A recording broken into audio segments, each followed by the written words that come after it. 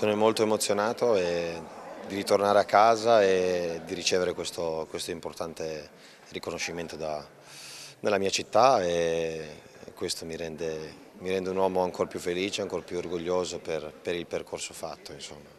Un riconoscimento sentito per Guglielmo Vicario, che ha ricevuto il sigillo della città dopo la vittoria dell'Europa League, un friulano alla conquista del vecchio continente e che tornerà qui il 13 agosto per provare a vincere anche la Supercoppa europea.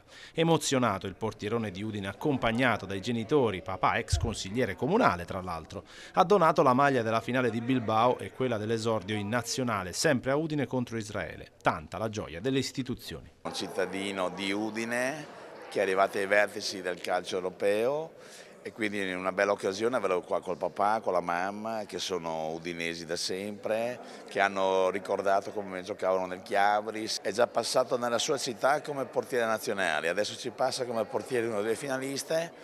E se vincerà il Tottenham credo che Vicario se lo ricorderà per tutta la vita e noi gioiamo con lui perché comunque una partita di questo livello è un'occasione unica per Udine, per il Friuli e speriamo che gli porti fortuna.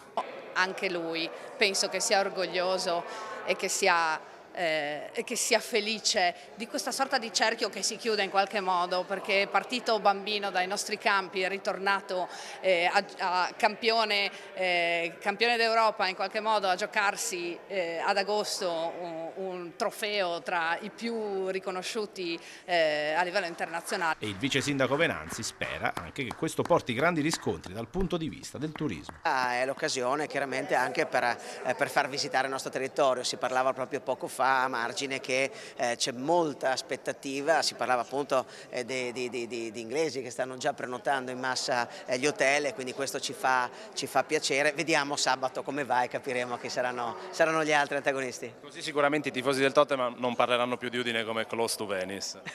Esatto, gli diamo una collocazione precisa sulla mappa.